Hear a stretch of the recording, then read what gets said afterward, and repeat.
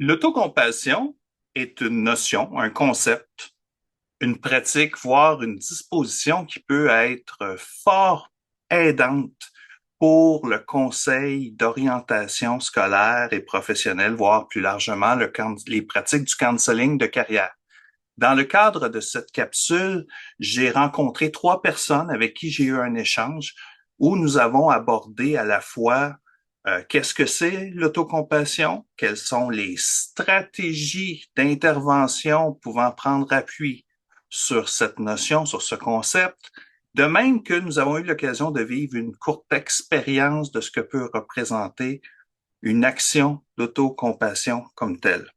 Donc, mes 3 personnes que j'ai rencontrées, il y a Marie-Pierre Lefebvre, conseillère d'orientation à l'Université de Sherbrooke, Geneviève Taylor, professeure-chercheur en développement et counseling de carrière à l'Université du Québec à Montréal, ainsi que Alexandre Brien, conseiller d'orientation et également professeur-chercheur en counseling et développement de carrière à l'Université du Québec à Montréal.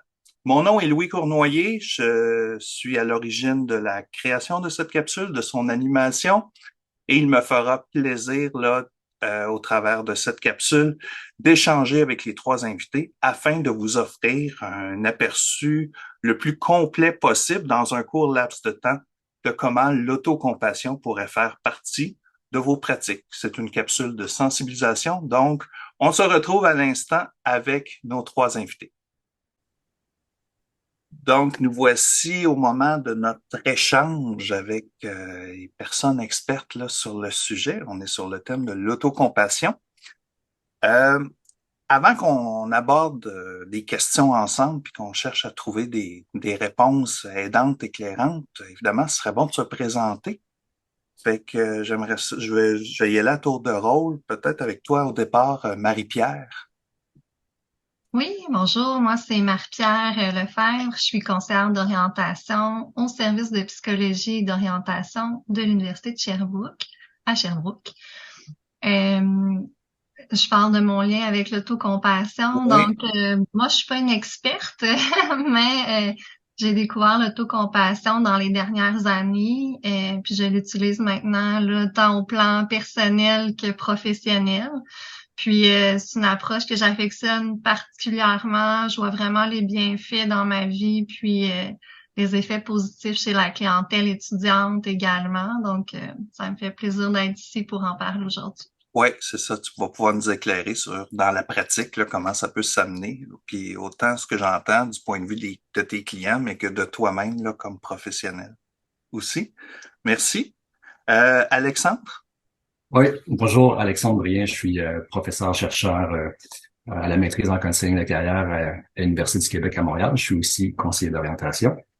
Moi, je me suis intéressé à l'autocompassion. En fait, j'ai découvert le concept d'autocompassion à travers mes recherches à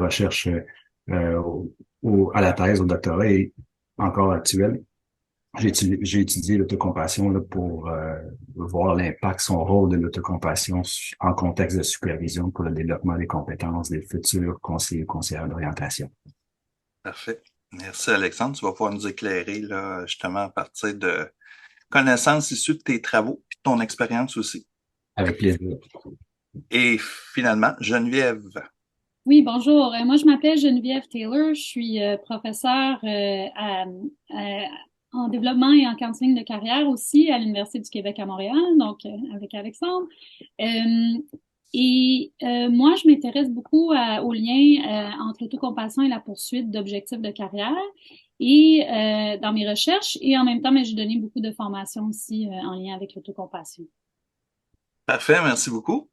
Fait que là, on va pouvoir commencer ensemble, commencer à parler de ça. Fait que première question que j'aimerais aborder avec vous, puis je pense que c'est la base, là. On nomme autocompassion, autocompassion. Fait que ce serait le fun de savoir ce que c'est. Fait que première question serait tout simplement la suivante. Qu'est-ce que l'autocompassion? Et parallèlement, qu'est-ce que ce n'est pas? Donc, qu'est-ce que l'autocompassion? Qu'est-ce que ce n'est pas? À cet égard-là, peut-être, Alexandre, pourrais-tu nous éclairer un peu? Oui, avec plaisir. Bon, l'autocompassion, en fait, c'est un concept qui a été a été développé, popularisé par une psychologue chercheur américaine du nom de Kristin Neff. En fait, ce qu'elle cherchait à étudier des concepts qui participaient au bien-être, au bon fonctionnement psychologique. Alors, elle s'est inspirée beaucoup des traditions de la philosophie orientale, bouddhiste, qui, eux, ont écrit beaucoup sur la compassion face à la souffrance des autres. Alors, je pourrais dire que la compassion, tout simplement, l'autocompassion, c'est de la compassion tournée vers soi-même face à sa propre souffrance.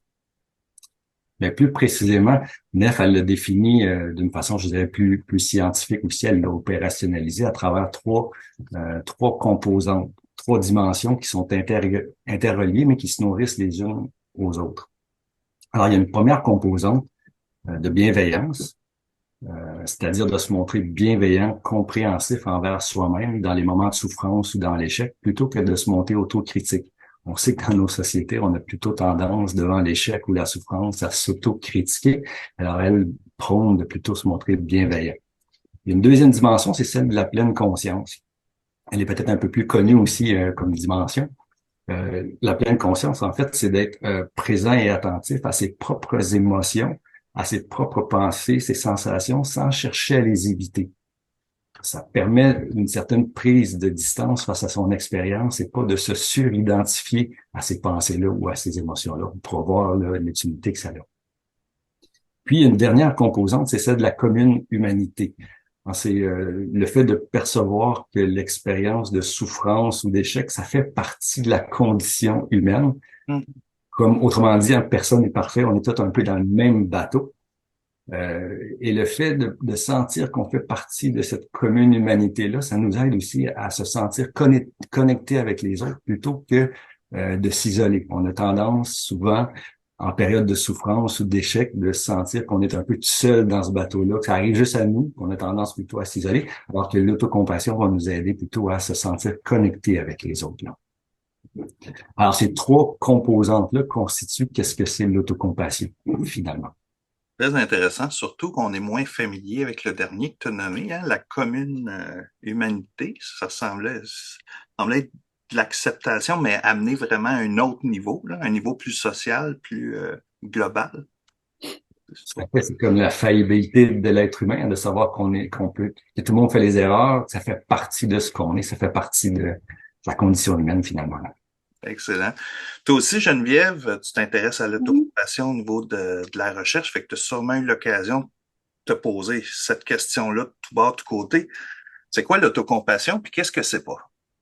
Ben, en fait, je pense que Alexandre a vraiment bien défini les différentes composantes et ce que c'est. Puis souvent, les gens, quand on entend parler de l'autocompassion, on a souvent des oui, mais est-ce que c'est vraiment quelque chose qui est si bénéfique que ça? Est-ce que c'est pas juste de s'apitoyer sur son sort ou d'être faible ou de tomber dans la complaisance? Donc, il y a plusieurs mythes qui sont reliés à l'autocompassion.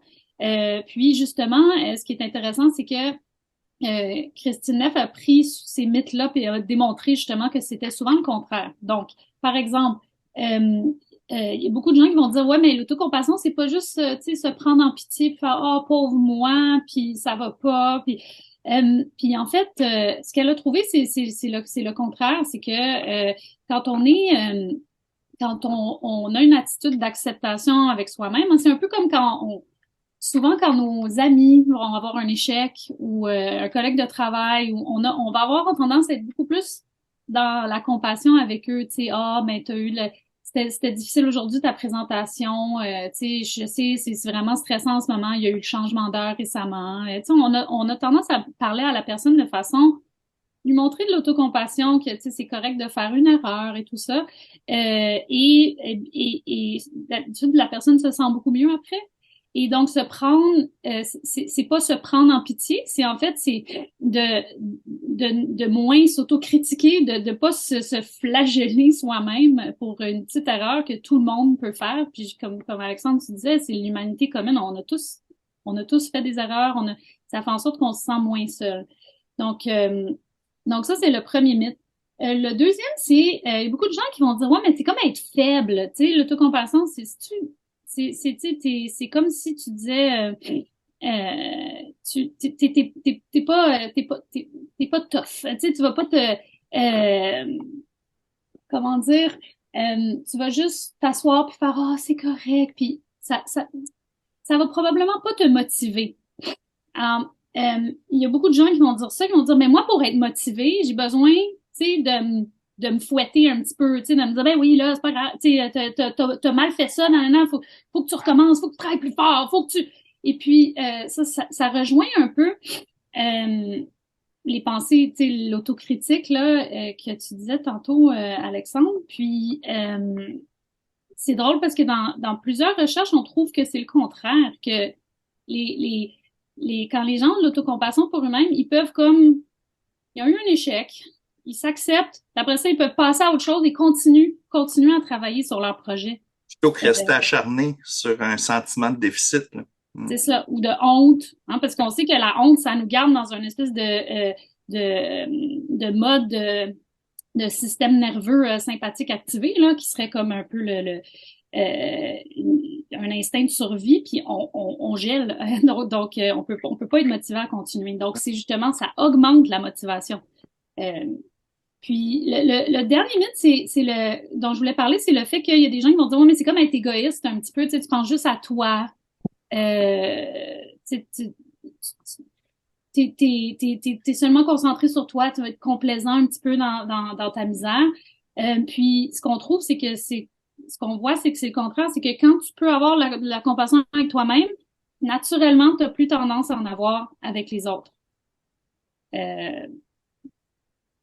On le voit quand on est bien, puis qu'on est de bonne humeur, puis qu'on se sent bien soi-même, on a tendance à être plus heureux avec les autres, ça rayonne, puis ça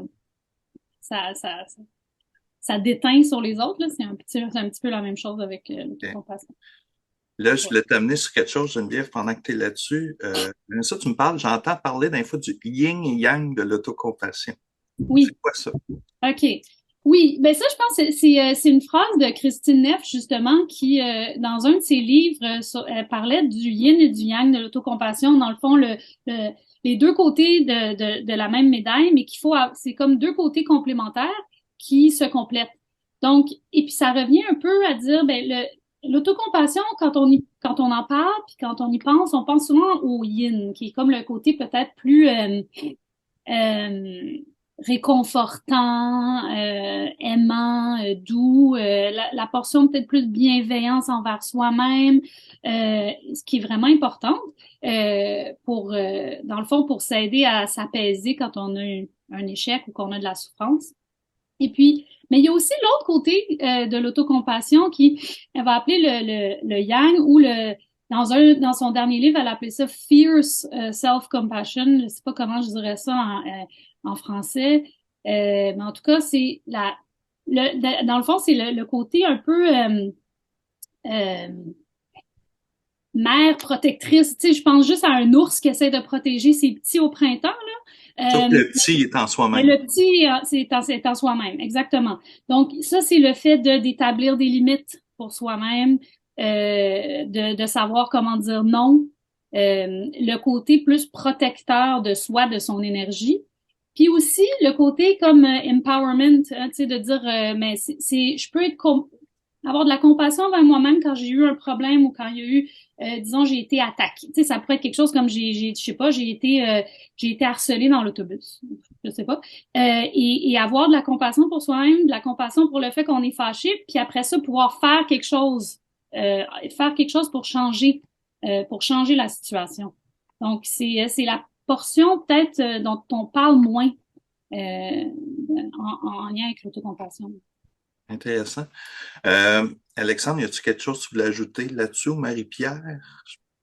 Ben, en fait, la partie que je trouve intéressante, il n'y a pas juste une partie, mais ça me faisait penser aussi, parce que Neff a défini beaucoup l'autocompassion à partir des écrits ou des pensées plus orientales sur la compassion notamment. Puis, à l'origine, la compassion voulait dire souffrir avec, mais les définitions ont beaucoup évolué.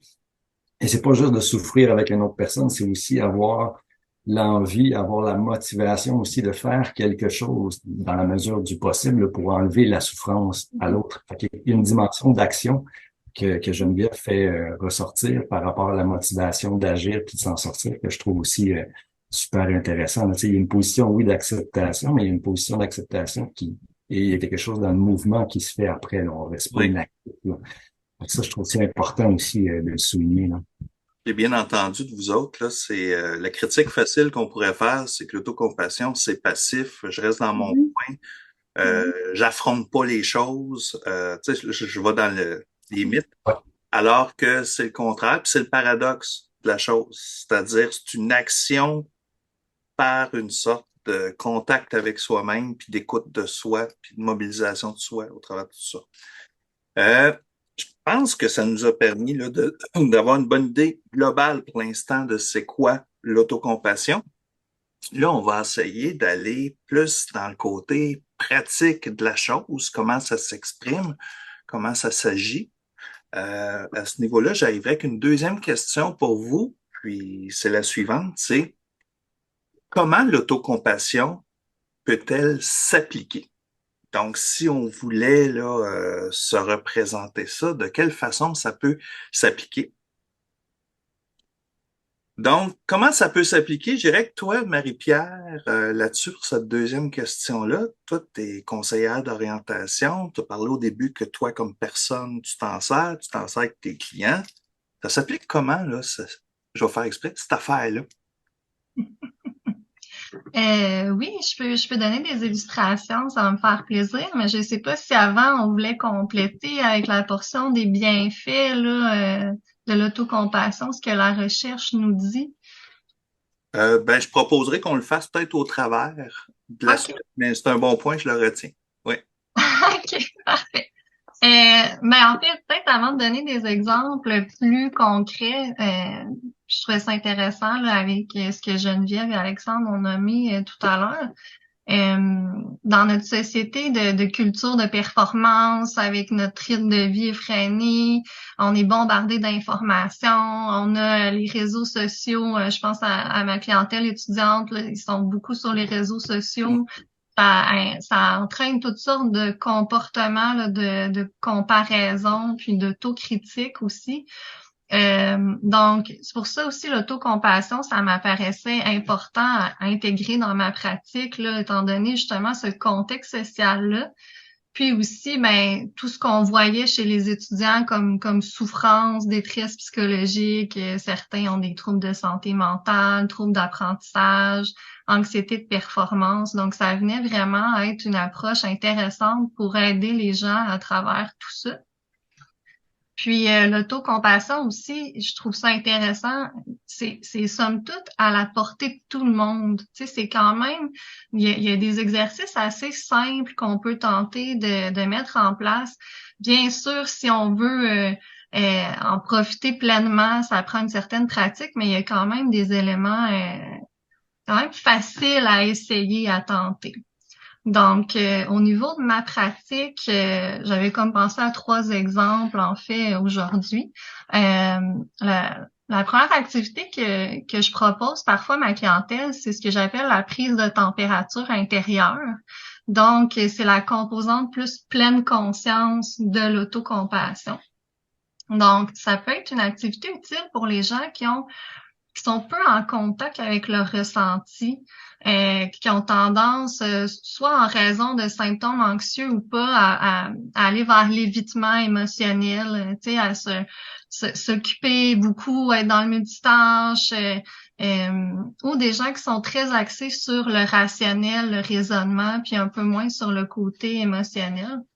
Donc, ça consiste à prendre une pause à chaque jour, en fait, un moment à soi, pour vraiment entrer en contact avec ce qui se passe au niveau émotionnel, le ou les émotions en présence, sans jugement. Donc, si justement j'ai une dure journée, je suis triste, mais c'est dans l'autocompassion, on essaie de pas se dire ah non, je suis triste, je devrais pas être triste. ou d'essayer de rationaliser comment ça je suis triste aujourd'hui, qu'est-ce qui s'est passé dans ma journée pour que je sois triste. On est vraiment dans une posture d'accueil, d'ouverture, d'acceptation. Donc, c'est un exercice qui est, comme je disais, somme toute simple à tenter, même si c'est pas facile pour tout le monde.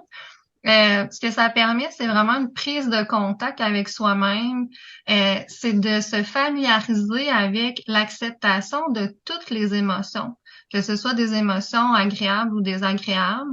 Puis c'est sûr qu'à force de le faire, ça peut permettre aux gens de mieux se connaître, de mieux se comprendre, là, notamment en ce qui concerne nos besoins, hein, puisqu'on sait que les émotions, ce sont souvent nos signaux par rapport à si nos besoins sont répondus ou non. Puis ben c'est sûr qu'en général, au niveau du counseling, considérer le vécu émotionnel de la clientèle, c'est vraiment, ça tient une place importante là, dans la pratique. Puis tu disais que c'est pas évident parce qu'effectivement, juste d'arrêter un moment par jour, ça doit pas, c'est souvent, on veut pas faire ça, on va l'éviter, on va se lancer dans d'autres choses, comme tu dis, on va chercher à régler le problème. Alors là, ce que tu amènes, puis c'était dans l'élan qu'on disait, c'est s'arrêter, d'observer ça. Puis ce que j'entends, puis avant que je te laisse continuer là-dessus, ce que j'entends, c'est que c'est comme ça permet une meilleure disposition à beaucoup plus d'expérience par la suite, non celle du processus, de la réflexion à cet égard-là. Geneviève, je reviens à toi après, Marie-Pierre. Je vais juste ajouter une petite chose à ça que je trouve intéressante, c'est oui, c'est le fait de devoir s'en rappeler, tu sais, des fois c'est ça le plus difficile, c'est on oublie qu'on veut faire ça. Puis je sais pas, j'avais trouvé je connaissais quelqu'un qui faisait ça, qui mettait ça dans son calendrier, tu sais, ou qui se mettait une alarme à tous les jours sur son téléphone, parce que comme ça, ben c'est sûr que tu vas le voir. C'est une bonne truc. Fait que Marie-Pierre, là, tu nous as parlé du thermomètre, j'ai dit-tu bien? Thermomètre intérieur. Quoi d'autre? Mais un autre élément qu'on peut tenter, en fait, là, c'était peut-être plus une intervention que je fais qu'une activité, même qui touchait plus la composante commune humanité. En fait, c'est justement pour les personnes qui se sentent un peu seules à vivre leurs difficultés, puis qui sont parfois portées à mal accepter que ces difficultés-là ou ces émotions désagréables-là sont présentes, puis qui peuvent tomber dans le jugement puis l'autocritique. Mais en fait, c'est de vraiment, premièrement, accueillir, reconnaître la souffrance de la personne. Donc, si c'est une étudiante, mettons, qui dit je suis toute seule à avoir de la misère dans mon cours, ou je suis la seule à avoir pas ou peu d'amis, j'ai de la misère à m'intégrer, ça me stresse. Donc, vraiment accueillir, reconnaître sa souffrance. Mais après ça, lui rappeler aussi que les épreuves, les difficultés, les émotions moins faciles à ressentir comme la tristesse, la colère, la peur, mais ça fait vraiment partie de l'expérience humaine aussi. On est tous dans le même bateau, tout le monde on vit ça à un moment donné dans notre vie, à divers degrés peut-être, mais quand même. Donc, c'est un type d'intervention qui permet souvent, ce que je constate avec les personnes étudiantes, à se sentir moins seul, justement, un peu ce qu'Alexandre nommait tout à l'heure au lieu de s'isoler, ça nous rapproche peut-être des autres, puis de se sentir légitimé aussi dans son expérience. Surtout, je reviens dans notre société où souvent on a un peu la pression d'être heureux, d'être serein, d'aller bien tout le temps, puis que ça nous permet de se laisser le temps aussi, de se rappeler que, ah oui, je suis pas toute seule, ça arrive à tout le monde, ça fait partie de la vie, puis j'ai le droit aussi aujourd'hui de trouver ça difficile, puis de me sentir bobof ou triste ou dans de moins bonnes dispositions. Parfait. Oui, Geneviève. C'est correct, je rajoute quelque chose? Oui, OK. Oui, ça me fait penser, ton exercice, là, ça me fait penser j'avais vu quelque part, tu sais, ils donnent souvent des acronymes pour différents exercices. Puis j'avais pensé, ça m'avait fait penser à, tu sais, tu parles de reconnaître ce qui se passe, puis se valider, puis ensuite se donner le droit de le vivre. Puis ça me fait penser à l'acronyme RSVP, tu sais, c'est comme reconnaître, se valider, puis permettre. Ça pourrait être une façon de se rappeler de cet exercice-là. Je sais pas si... Ouais, OK. C'est un petit truc, mais Ouais, c'est ça, mnémonique. Ouais. j'irai avec Alexandre, mais juste avant, Marie-Pierre, est-ce qu'il y avait autre chose que tu voulais ajouter? Ben, j'avais un troisième exemple, si on peut. Vas-y, c'est ça, je OK, n'étais pas certain. Oui, OK, parfait. Un autre exemple, c'est une activité en fait qu'on peut utiliser qui est plus en lien avec la composante bienveillance envers soi-même. Donc, ça peut être utilisé, par exemple, toute personne qui vit une situation difficile. Si on pense à moi, ma clientèle, mais ça peut être un échec à un examen, quelqu'un qui vit beaucoup d'indécision vocationnelle puis que c'est souffrant, difficulté dans un stage, difficulté à s'intégrer dans sa cohorte ou à s'adapter aux études universitaires. Donc, l'activité, c'est la lettre d'autocompassion. Ça consiste à vraiment s'écrire une lettre à soi-même au sujet d'une difficulté qui survient, qui est souffrante pour nous. Donc, le ton à utiliser, c'est vraiment ça, c'est vraiment dans la bienveillance, dans l'ouverture, dans l'accueil. Donc, de s'écrire un peu comme un peu, je pense que Geneviève le nommait tout à l'heure, mais comme un meilleur ami ou un parent bienveillant pourrait nous écrire une lettre à un moment difficile. Donc, ça permet comme activité aux personnes d'expérimenter concrètement comment elles peuvent tenir un dialogue intérieur qui est bienveillant, qui est doux, qui est aimant, et aussi de voir que c'est possible de s'accorder un réconfort puis un soutien soi-même. Tu sais, on a tendance, quand on va pas bien, des fois, à aller chercher du soutien, puis c'est très bien, là, l'autocompassion. On peut pas dire non plus de tout gérer soi-même puis d'être 100% indépendant, là, c'est pas ça. Mais de voir qu'on a quand même cette capacité-là à s'auto-réconforter. Puis en plus, ben, si la personne est à l'aise avec ça en counseling, on peut la récupérer dans les rencontres, cette lettre-là, puis regarder qu'est-ce qui ressort au niveau des valeurs, des besoins centraux chez la personne sur lesquels on peut travailler là, par rapport à sa difficulté, puis à notre objectif ensemble dans le processus. parfait. Mon troisième exemple. Ben, merci, Marie-Pierre, pour cet exemple là, de ta pratique spécifique en orientation là, que tu fais. Si on parle, là, j'irai vers Alexandre, si on parle d'orientation plus largement, c'est-à-dire qu'on parle d'orientation, d'insertion, d'adaptation, tous les termes là, qu'on peut utiliser qui gravitent autour de ça, est-ce qu'on pourrait avoir d'autres idées de comment l'autocompassion peut trouver sa place, Alexandre? Oui, en effet, mais en fait, je pense que ce que Marie-Pierre apporte dans le contexte scolaire, je pense qu'on peut très bien le transposer dans d'autres contextes. Tu sais, je pense par exemple à des conseillers ou des conseillères qui travaillent plus en insertion ou réinsertion, là. Quand on accompagne une personne qui est à la recherche d'emploi puis qui voit sa candidature refusée pour un poste, tout le sentiment d'honte ou de culpabilité qu'elle peut ressentir dans des situations comme ça, on pourrait très bien mobiliser les exemples que Marie-Pierre a donnés pour des contextes comme ça. Je pense par exemple à des gens qui perdent leur emploi qu'on accompagne, dans toute la souffrance que le deuil d'un emploi peut générer, peut causer. On pourrait très bien aussi utiliser les trucs, je veux dire, les stratégies que Marie-Pierre a apportées. Ça peut être la même chose pour les conseillers ou les conseillères là, qui travaillent dans le maintien ou l'adaptation au travail. On parle de s'intégrer dans une cohorte, mais ça peut être aussi s'intégrer dans un nouvel emploi ou suite à une promotion on occupe une nouvelle fonction. Quand on occupe une nouvelle fonction, on est dans l'apprentissage. Dans l'apprentissage, souvent, on peut se sentir incompétent, on peut se sentir malhabile. Et en contexte de travail, on est souvent évalué aussi. Alors, il peut y avoir des éléments de honte aussi qui sont possibles. Alors, on pourrait aussi là mobiliser l'autocompassion, les stratégies que Marie-Pierre a données. En fait, on pourrait l'utiliser pour prévenir aussi les éléments d'épuisement professionnel là, en contexte de travail, hein, pour par exemple, réduire le stress, l'anxiété.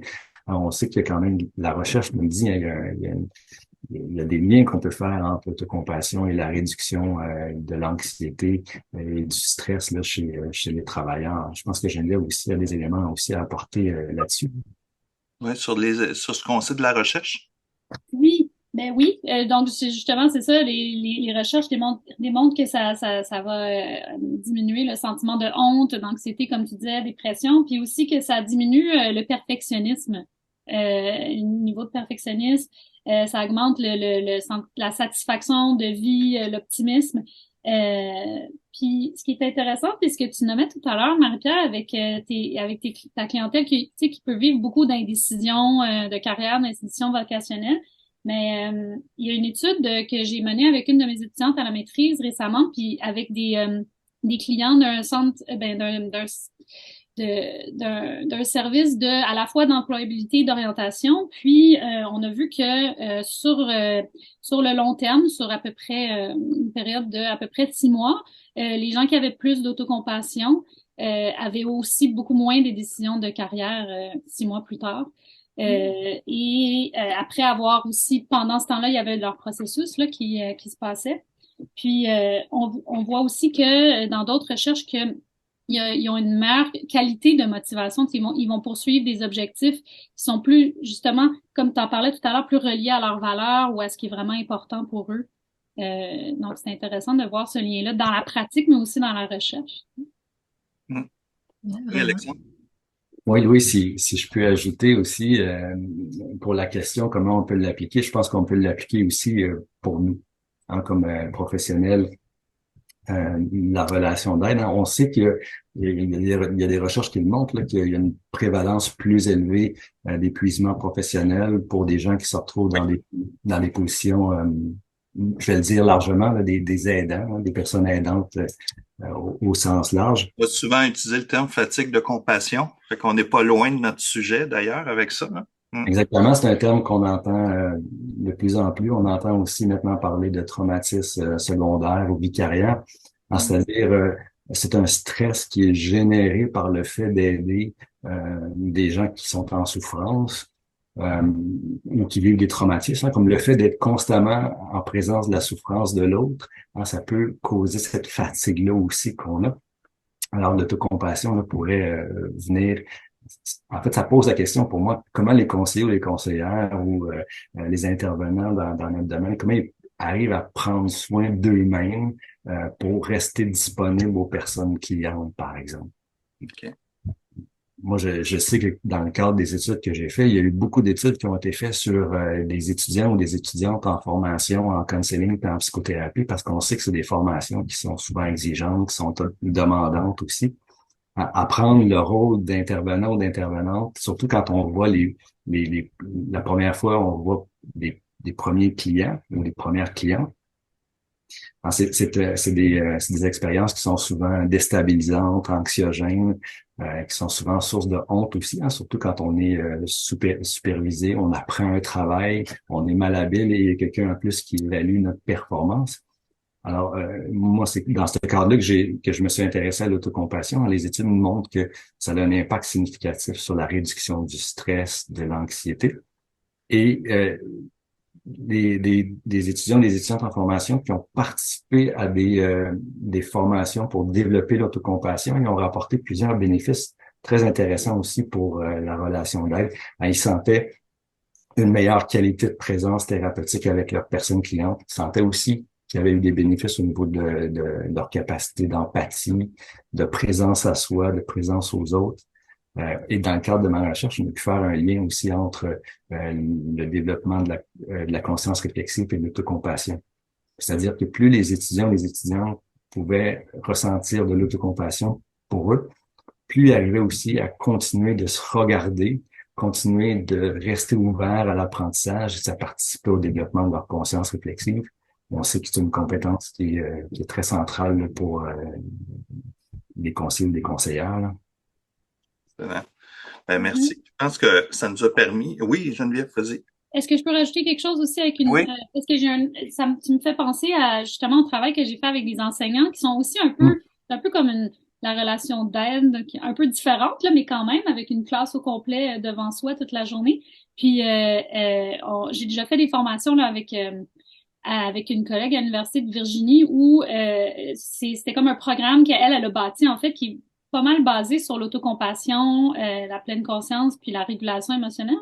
Mais puis c'était justement parce que les enseignants ont tellement d'épuisement professionnel, puis c'est vraiment une population qui est en détresse. Puis on voyait que les gens venaient souvent nous dire oh mon Dieu ça fait tellement du bien. Finalement comme on montre comment prendre soin de moi, pas juste de me donner des formations sur comment faire avec mes élèves et tout ça. Puis elle a fait des recherches là-dessus, puis là, elle a vu, comme tu dis, ça les aide à développer leurs propres compétences et à être plus ouvertes dans leur travail. Puis ici, c'était la même chose. C'est comme les exercices, c'est tout pour les enseignants, mais ça faisait en sorte qu'il y avait une meilleure écoute de leurs élèves, ils étaient plus sensibles aux besoins des élèves, leur gestion de classe était plus efficace. Puis ça, c'était comme ça a été observé par des observateurs indépendants qui savaient même pas quel prof avait participé à la formation. Puis en plus, ça a eu une répercussion sur les enfants. Il y avait des meilleurs scores en lecture. Je trouvais ça tellement impressionnant quand même parce que c'est comme un effet indirect. Quand on disait que quand on a de l'autocompassion pour soi-même, ça se réfléchit dans quand tu disais dans notre pratique chez les conseillers, puis là, ben, dans la façon d'enseigner, puis en plus, les enfants le ressentent, ils étaient plus motivés aussi, puis il y avait des meilleures compétences en lecture. Je trouve ça quand même Ben, ça intéressant. fait du sens pour moi parce que Ah oui. quand je regardais au niveau des étudiants, des étudiantes, c'est comme si certains restaient pris avec des émotions plutôt inconfortables. Et je t'en rends compte avec ma personne cliente, puis je reste pris avec mon anxiété, je suis en train de réfléchir à qu'est-ce que je vais dire, ou l'erreur que je viens de faire, et j'arrive pas à revenir dans la relation, dans une posture Mm, d'écoute. Ça coûte mm, énormément d'énergie aussi, non? mhm. Ouais. Euh, je pense qu'ensemble, on a dans cette deuxième question-là, puis au travers de vos réponses, une partie de Marie-Pierre là, qui nous a exposé des exemples là, de type d'intervention qu'elle pouvait faire dans son cadre de pratique. Quoi. Puis par la suite, ben, on est allé voir ailleurs comment ça peut se faire dans d'autres dimensions de travail avec Alexandre, avec Geneviève, avec tout ça avec des connaissances, je vais dire, empiriques, donc des connaissances issues de la recherche, de l'expérience. Euh, je pense qu'à ce moment-ci, ça me donne le goût d'arriver vers une troisième question qui déborde un peu de ce qu'on est en train de parler, parce que quelqu'un qui écoute la capsule, qui visionne la capsule actuellement, il apprend beaucoup de choses, mais j'aimerais ça qu'on aille encore plus concret à cet égard-là. Donc, euh, la troisième question près de vous, qui est une proposition en même temps, ce serait quelles seraient des stratégies d'autocompassion concrètes, possibles? Fait que, quelles sont les stratégies d'autocompassion concrètes? Ben, j'avais le goût d'aller vers toi, Geneviève, parce que je sais que tu avais le goût de nous proposer, là, un exemple concret. Fait que, si on voudrait on n'a pas le temps, là, de faire 3 heures là-dessus, mais si on voudrait avoir un aperçu un peu plus live de comment ça peut se faire, ça ressemblerait à quoi? Oui. Oui, ben c'est ça qui est intéressant, je trouve, avec ces concepts-là. Des fois, c'est en le faisant on comprend un peu mieux ça à quoi ça revient. Puis oui, donc je vais vous inviter. Donc c'est une invitation, hein, pas besoin. Si vous voulez, vous pouvez juste nous regarder comme ça aussi. Mais je vais vous inviter à vous mettre dans une posture, en faire un petit exercice de se mettre dans une posture. Ça va être un peu comme un exercice de méditation, visualisation, si on veut. Si vous voulez le faire avec moi, je vais vous inviter à vous mettre dans une posture peut-être confortable, mais pas trop évachée. Comme, le dos droit, mais pas trop. Des fois, moi, je me mets sur le bord de ma chaise, là, je fais juste m'assurer que mes pieds sont vraiment comme dans le sol. Vous pouvez laisser tomber vos mains où est-ce qu'ils tombent normalement. Pour l'exercice, on peut choisir soit de fermer les yeux ou juste de regarder devant soi. Il n'y a pas vraiment de bonne ou de mauvaise façon, mais c'est juste d'arriver un peu à l'intérieur. Puis, on va, en fait, dans l'exercice, c'est ce qu'on appelle la pause en autocompassion. C'est un exercice de Christine Neff qui est très facile à faire parce qu'on peut le faire comme ça, comme nous. Tu sais, on se préserve un moment, puis on le fait. Mais on peut aussi le faire dans l'action, quand il y a quelque chose qui va pas sur le coup. Tu sais, je pense à un enseignant, on est devant une classe, il y a quelque chose qui nous fâche vraiment tout d'un coup. On peut se faire comme se parler de cette façon-là live. Donc, c'est pour ça que j'aime cet exercice. Donc, alors, on peut commencer. Alors, moi, d'habitude, je ferme les yeux. Alors, je vais faire ça.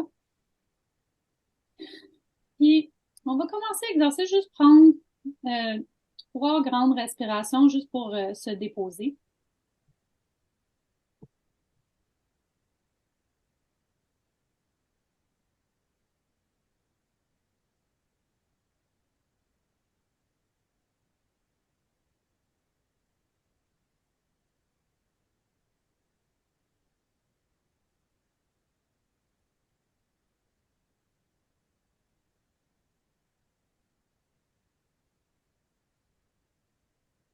vous invite à trouver un moment, ou penser à un moment, ou une situation que vous vivez en ce moment qui, qui vous fait souffrir ou qui est difficile pour vous.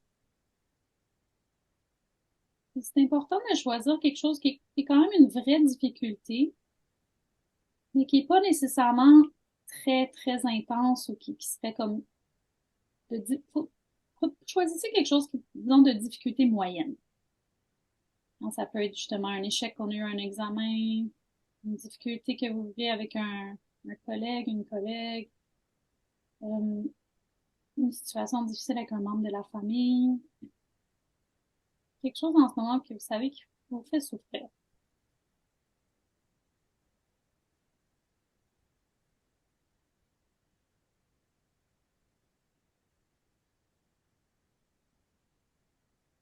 Moi, je vous invite, dans la portion pleine conscience, juste remarquer, quand vous pensez à cet événement-là ou à cette situation, qu'est-ce que vous ressentez dans votre corps? Prenez, prendre quelques instants pour juste observer. Est-ce qu'il y a des tensions dans vos épaules? Est-ce que vos mâchoires sont serrées?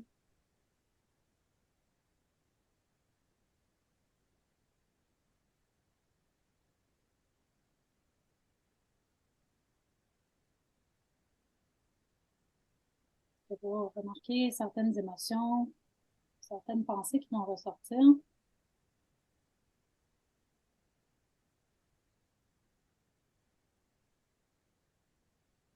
Et l'idée, c'est juste de les remarquer, de les noter, sans essayer de les changer.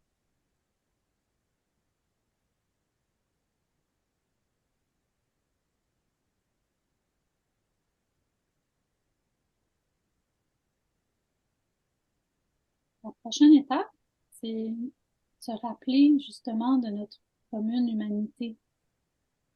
De se rappeler que, je vais vous dire quelque chose comme, ah, c'est une situation vraiment difficile en ce moment.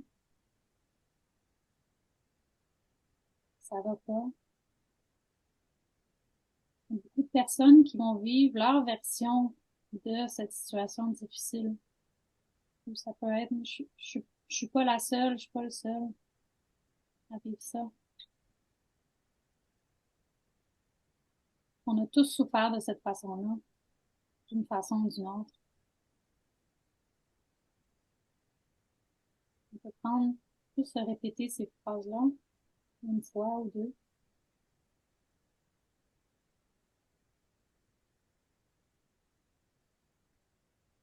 Et ensuite, une portion bienveillance. Dans cette partie-là, c'est vraiment de s'offrir les mêmes paroles qu'on offrirait à un bon ami, une bonne amie. On peut, on peut choisir vraiment des phrases qui nous parlent à nous. Ça peut être quelque chose comme euh, c'est difficile en ce moment, que je sois bienveillante envers moi-même. Moi, je donne l'exemple de ce que je me dirais à moi. Ou que je sois patiente. Ou ça peut être, oh, je sais, c'est vraiment difficile, je suis là pour toi.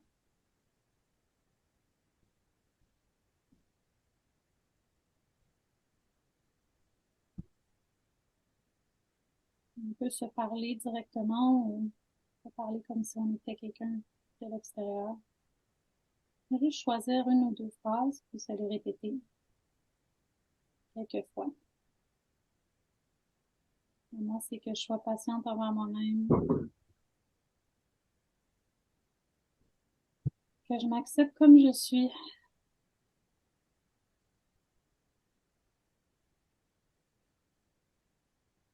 Ça va passer.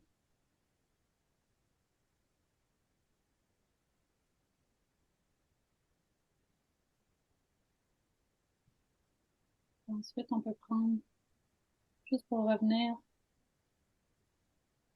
dans le moment présent, juste porter attention Les pieds sur le sol, nos fesses sur la chaise, notre respiration.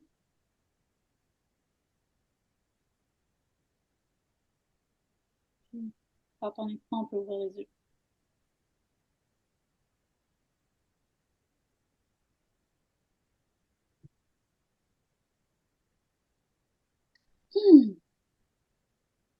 Merci.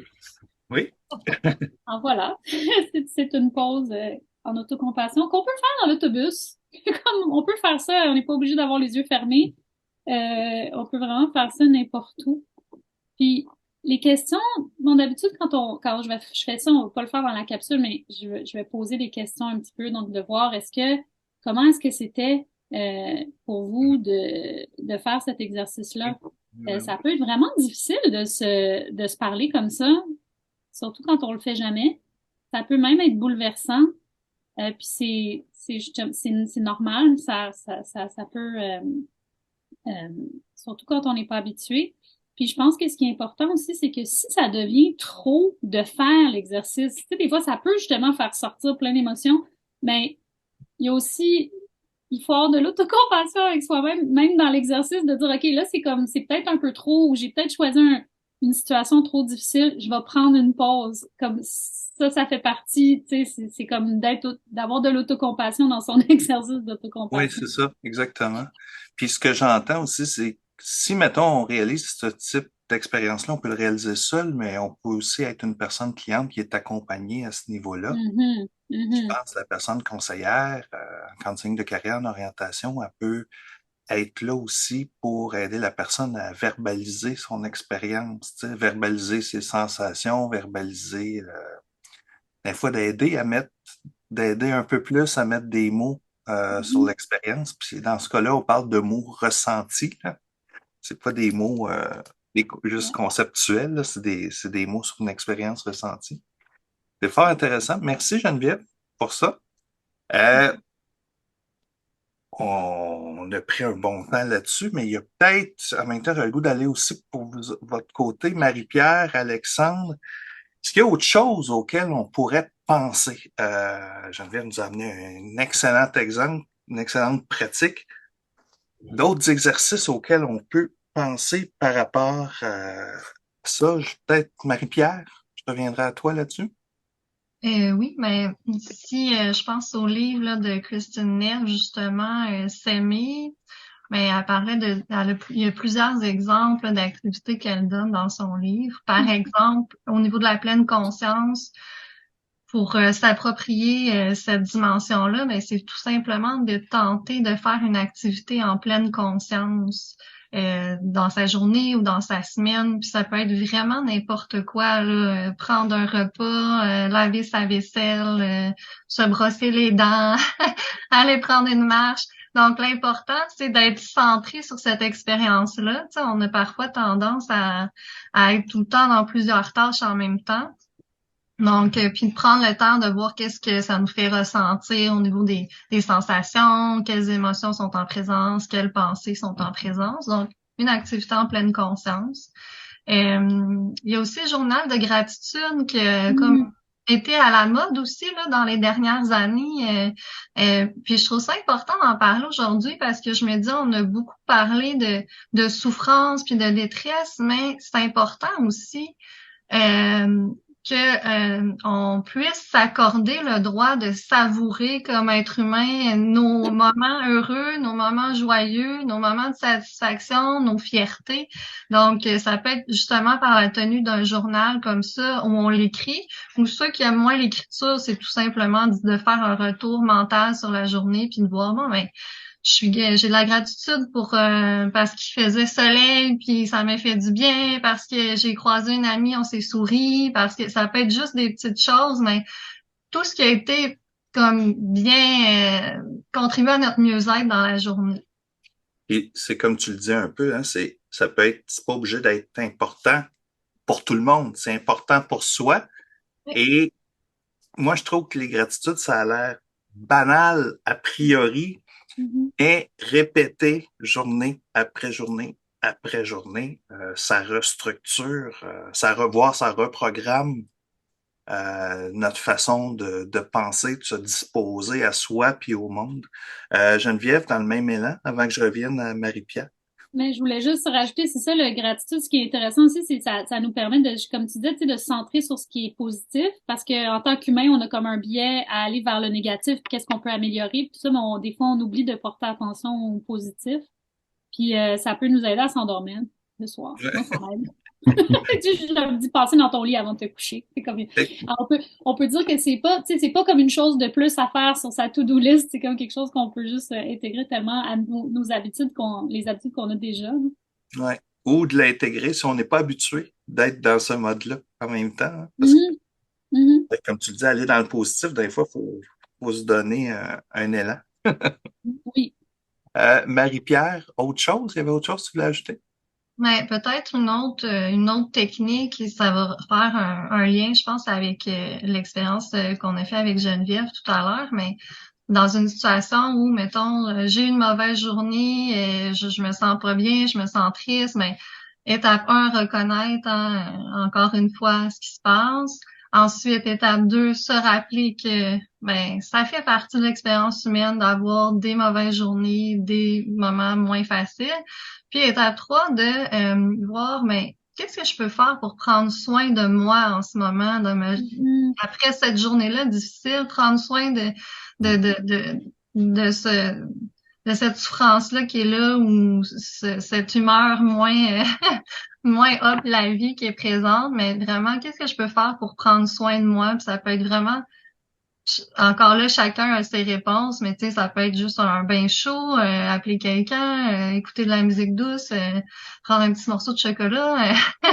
C'est pas toujours obligé que ce soit des grandes techniques puis des grandes stratégies en 8 étapes. Là. C'est ça. Non, mais l'important, c'est de s'habituer à prendre soin de soi puis à s'occuper de cette souffrance-là aussi. Fait qu'à mi-chemin entre le comportement puis l'attitude bienveillante.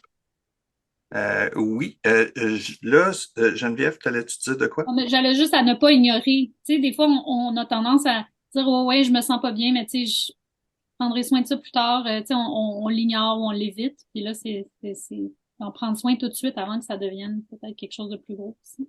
Mm-hmm. Ouais. Je conclurai avec toi, Alexandre, là-dessus. Est-ce que tu pourrais ajouter des choses au niveau de stratégie d'autocompassion possible? Oui, un peu si je vais dans la continuité de Marie-Pierre, seulement le fait de prendre conscience de son discours interne, tu sais, il arrive des échecs, il arrive des mauvais coups de la vie, juste de voir qu'est-ce qu'on se dit à soi-même dans ces moments-là. On a souvent tendance à s'autocritiquer. On a toutes des petites phrases là, qu'on se dit, qu'on peut se dire à l'intérieur. Fait que des fois, juste prendre conscience de ces phrases-là, de reconnaître nos déclencheurs, puis de les transformer. Tu sais, ça nous aide aussi à pas oublier qu'on a des ressources. Tu sais, des fois, on met l'accent sur des limites, des faiblesses, des choses que j'ai à développer, mais on peut aussi prendre le temps de prendre conscience aussi de nos propres ressources. Là. Et si je voulais quelque chose qui m'apparaît aussi assez simple là, pour les personnes professionnelles, là, par exemple, avant une rencontre, juste prendre le temps tu sais, Marie-Pierre a parlé de prendre sa température intérieure. Si on prenait le temps de prendre conscience de sa disposition de départ, on le demande souvent aux personnes clientes, hein, comment ils arrivent dans nos rencontres aujourd'hui. Et si on prenait le temps, nous, de faire ça pour voir comment comment on arrive et comment ça peut avoir une influence aussi sur notre rencontre. Et pourquoi pas le faire non plus à la fin de la rencontre, hein, reprendre un peu cette écoute intérieure-là, cette température-là pour voir, ben finalement, il y a peut-être des signaux aussi qui nous disent, ben on était peut-être à la bonne place ou il y a peut-être des choses qu'on pourra retenir de cette rencontre-là. On le fait pour les personnes clientes, alors pourquoi pas le faire pour nous? C'est pas quelque chose qui demande beaucoup de temps, mais qui peut être utile aussi. Puis ça peut aider à transiter aussi d'une rencontre à l'autre, parce que parfois on a des rendez-vous qui s'enchaînent. Tout à fait. Tout à fait, yes, oui. Parfait. On arrive tranquillement à la fin de notre rencontre ensemble, de notre échange. J'avais le goût en relance toujours sur cette question, sur l'autocompassion, là. si j'avais à vous demander, chacun de vous, en un mot ou une courte expression, ou tu sais, quelques mots, là, qu'est-ce qui serait important de retenir? Tu sais, quelqu'un qui a visionné la capsule, qu'est-ce que vous aimeriez leur dire en regard de ce qui vous apparaît pour vous quelque chose, une petite chose importante à retenir de l'autocompassion? Ça pourrait être quoi? Oui. Geneviève? Avoir de l'autocompassion dans l'autocompassion. Ah, OK. Oui, oui, je pense que tu l'as nommé à un certain moment. Ouais, Oui, c'est ça. être l'autocompassion dans son exercice d'autocompassion. Par exemple, tu sais, puis que on a tous cette capacité d'avoir de l'autocompassion, mais il faut qu'on pratique pour essayer de la trouver. Puis des fois, ça va amener justement des souffrances puis des difficultés qu'on n'avait peut-être pas reconnues ou qu'on savait pas qu'on avait, puis qu'il faut justement se donner de l'autocompassion là-dedans aussi. Parfait. Donc, toi, Alexandre, qu'est-ce que tu aimerais qu'on retienne de l'autocompassion?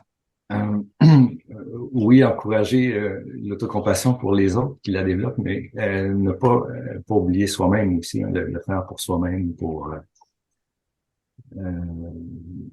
son bien-être, pour être disponible aux autres. En fait, donc de trouver un espace pour prendre soin de soi aussi, c'est important. Merci. Et de ton côté, Marie-Pierre, je te laisserai la dernière parole là-dessus. Oui, on dirait que ce qui me revient, mais c'est un peu en lien avec ce que Geneviève nommait au départ. Développer son autocompassion, c'est un geste altruiste aussi. Hum. Mm. Oui, c'est un bon point. Mais écoutez, je pense qu'on a fait une sérieuse capsule sur le sujet, au sens de, on a couvert beaucoup. On est allé dans les connaissances théoriques, empiriques, on est allé dans la pratique, on a vécu une expérience. Fait que je voudrais, avant qu'on se laisse, vous remercier. Donc, Marie-Pierre, conseillère d'orientation à l'Université de Sherbrooke, Alexandre et Geneviève, professeurs en développement et counseling de carrière à l'Université du Québec. Merci beaucoup, puis je suis certain là, que les personnes qui vont visionner ça vont non seulement apprendre, mais ou peut-être aussi découvrir de nouvelles choses, puis peut-être éventuellement de découvrir des choses pour leur pratique et pour elles-mêmes aussi. Fait que merci beaucoup. Merci. Merci. Au cours de cette capsule portant sur l'autocompassion, nous avons eu l'occasion de traiter 3 questions et obtenir, au travers d'un échange avec des invités experts, 3 contenus de réponse qui visent à vous aider à mieux connaître et comprendre cette notion, ce concept. Tout d'abord, nous avons examiné qu'est-ce que l'autocompassion et, d'une certaine façon, qu'est-ce que ce n'est pas. Pour ce faire, nous avons abordé les mythes pouvant entourer la notion d'autocompassion. Nous avons également regardé l'état de connaissance au niveau de la recherche à ce sujet, de manière à bien circonscrire de quoi l'on parle exactement lorsqu'il est question d'autocompassion, à la fois pour soi ou dans le cadre d'accompagnement de personnes clientes en orientation et counseling de carrière. Dans un deuxième temps, nous sommes intéressés à savoir, une fois que l'on sait c'est quoi, comment ça peut s'appliquer en contexte d'orientation ou plus largement en intervention en milieu de travail.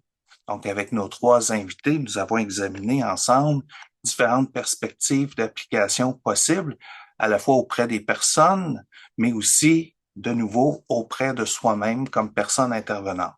Dans un troisième et dernier temps, nous avons eu l'occasion d'examiner quelles sont des stratégies d'intervention possibles en matière de compassion, ce qui nous a amené à pouvoir vivre un exercice comme tel, mais aussi de se doter d'idées, de moyens possibles pour intégrer cette notion au sein de ces pratiques d'orientation et de counseling de carrière.